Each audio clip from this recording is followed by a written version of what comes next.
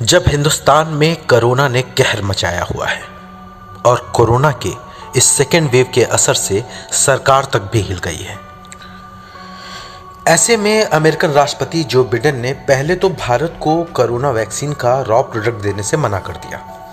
इस पर जमकर गुस्सा भड़का। सोशल मीडिया पर अमेरिकन प्रेसिडेंट जो बिडेन और वाइस प्रेसिडेंट कैमला हैरिस के खिलाफ ट्रेंड चलने लगा।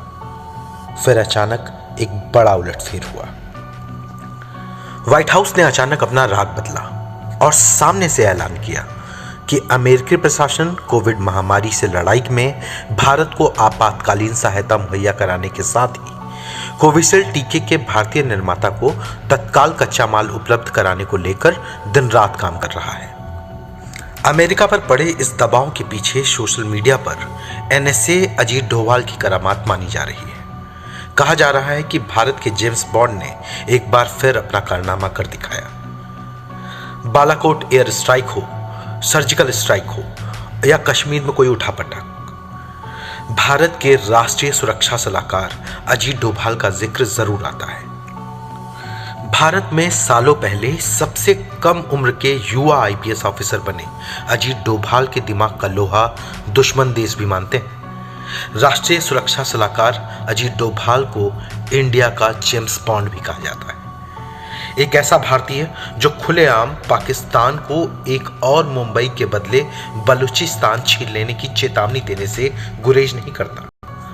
एक ऐसा जासूस जो पाकिस्तान के लाहौर में 7 साल मुसलमान बनकर अपने देश की रक्षा के लिए प्रतिबद्ध रहा हो। वे भारत में एकमात्र ऐसे नागरिक हैं जिन्हें शांति काल में दिए जाने वाले दूसरे सबसे बड़े पुरस्कार कीर्ति चक्र से सम्मानित किया गया है। सर्जिकल स्ट्राइक और एयर स्ट्राइक की योजना का श्रेय भी अजीत डोभाल को दिया जाता है। सीआरपीएफ जवानों पर हुए पुलवामा के हमले के बाद भारतीय वायुसेना ने पाकिस्तान में आतंकी ठिकानों पर एयर स्ट्राइक की थी। मीडिया रिपोर्ट्स के मुताबिक इस हमले में 250 से ज्यादा आतंकी मारे गए थे। इससे पहले 2016 में भारतीय सेना ने पीओके में घुसकर आतंकियों के लॉन्चिंग पैड को ध्वस्त कर दिया था। डोभाल 1968 बैच के आईपीएस अधिकारी हैं। उन्होंने अपना अधिकांश समय आईबी में काम करते हुए बिताया। 10 साल वे आईबी प्रमुख भी रहे। केरल कैडर के 1968 बैच के आईपीएस अजीत डोभाल 1972 में भारतीय खुफिया एजेंसी आईबी से जुड़े। उत्तराखंड के पौड़ी गढ़वाल से आने वाले अजीत ने अजमेर मिलिट्री स्कूल से पढ़ाई की है और आगरा विश्वविद्यालय से अर्थशास्त्र में एमए किया है। डोभाल कई ऐसे खतरनाक कारनामों को अंजाम दे चुके हैं जिन्हें सुनकर जेम्स बॉन्ड के किस्से भी फीके लगते हैं। वर्तमान में राष्ट्रीय सुरक्षा सलाहकार के पद पर आसीन अजीत कुमार डोभाल से बड़े मंत्री सहमे रहते हैं। भारतीय सेना के एक महत्वपूर्ण ऑपरेशन ब्लू स्टार के दौरान उन्होंने एक सीक्रेट एजेंट की भूमिका निभाई और भारतीय सुरक्षा बलों के लिए बहुत महत्वपूर्ण खुफिया जानकारी उपलब्ध कराई, जिसकी मदद से सैन्य ऑपरेशन सफल हो सका। इस दौरान उनकी भूमिका एक ऐसे पाकिस्तानी जासूस की थी जिसने खालिस्तानियों का विश्वास जीत लिया था और उनकी तैयारियों की जानकारी मुहैया कराई थी। बात 1988 की है। स्वर्ण मंदिर के पास, जहां एक जमाने में जरनैल सिंह भिंडरावाले की तूती बोलती थी, वहां अमृतसर के लोगों और खालिस्तानी अलगाववादियों ने एक रिक्शा वाले को बहुत तन्मयता से वहां रिक्शा चलाते देखा। वो इस इलाके में नया था। वैसा ही लग रहा था जैसे आमतौर पर रिक्शा वाले लगते हैं, लेकिन फिर भी खालिस्तानियों को उस पर कुछ शक होने लगा था। स्वर्ण मंदिर की पवित्र दीवारों के आसपास खुफिया तंत्र के पैतरों और जवाबी पैतरों के बीच उस रिक्शा वाले को खालिस्तानियों को ये यकीन दिलाने में 10 दिन लग गए कि उसे आईएसआई ने उनकी मदद के लिए भेजा है। ऑपरेशन ब्लैक थंडर से 2 दिन पहले वो रिक्शा वाला स्वर्ण मंदिर के अहाते में घुसा और अलगाववादियों की असली पोजीशन और तादाद के बारे में महत्वपूर्ण खुफिया जानकारी लेकर बाहर आया। वो रिक्शा वाला कोई और नहीं, भारत सरकार के वर्तमान सुरक्षा सलाहकार अजीत डोभाल थे। खुफिया तंत्र के अलिखित कानून का पालन करते हुए डोभाल को नज़दीक से जानने वाले लोग इस कहानी को सुनकर तुरंत कहते हैं कि इस बारे में उन्हें कोई जानकारी नहीं, लेकिन उनके चेहरों से साफ पढ़ा जा सकता है कि इसे सुनकर उनके चेहरे पर एक खास किस्म की मुस्कुराहट आ जाती है। जब 1999 में इंडियन एयरलाइंस की उड़ान IC-814 को काठमांडू से हाईजैक कर लिया गया था, तब उन्हें भारत की ओर से मुख्य वार्ताकार बनाया गया। बाद में इस फ्लाइट को कंधार ले जाया गया और यात्रियों को बंधक बना लिया गया। रॉ के पूर्व चीफ दुलत साहब बताते हैं कि उस दौरान कंधार में डोभाल उनसे निरंतर टच में थे। ये उनका ही बूता था कि उन्होंने हाईजैकर्स को यात्रियों को छोड़ने के लिए राजी किया। शुरू में उनकी मांग भारतीय जेलों में बंद 100 चरमपंथियों को छोड़ने की थी, लेकिन आखिर तक सिर्फ 3 टेररिस्ट छोड़े गए।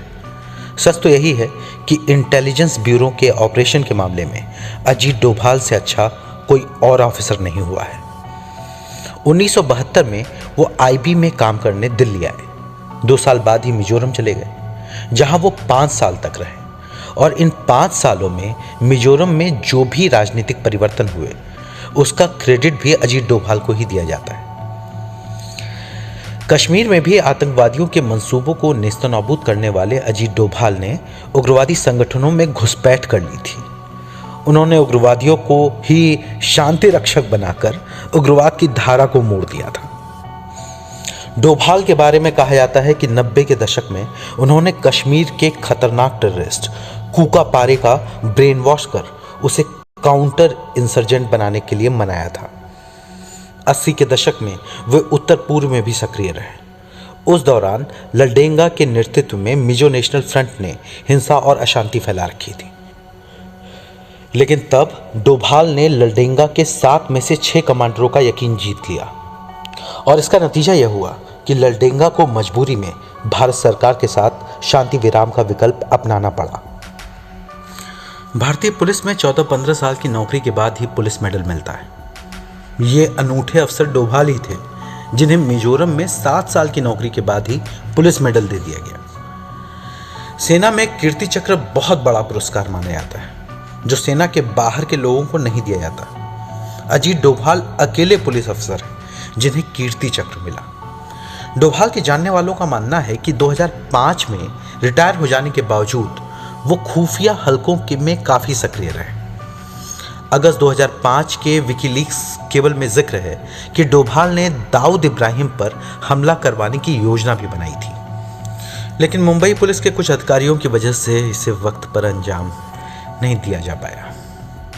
जब नरेंद्र मोदी प्रधानमंत्री बने तो अजीत डोभाल को राष्ट्रीय सुरक्षा सलाहकार बनाया गया। उस समय लोगों को ज्यादा हैरानी नहीं हुई।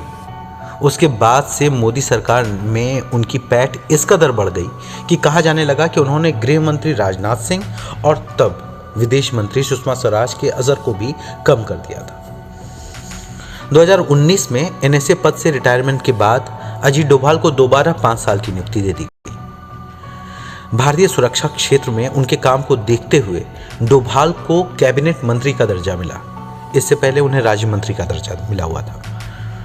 डोभाल पर एक आरोप यह भी लगता है कि वो हर जगह खुद मौजूद होकर चीजें हैंडल करना चाहते हैं, लेकिन डोभाल के समर्थक कहते हैं कि उन्होंने ये जिम्मेदारी इसलिए ली है क्योंकि नरेंद्र मोदी ने खुद उन्हें ये जिम्मेदारी सौंपी है।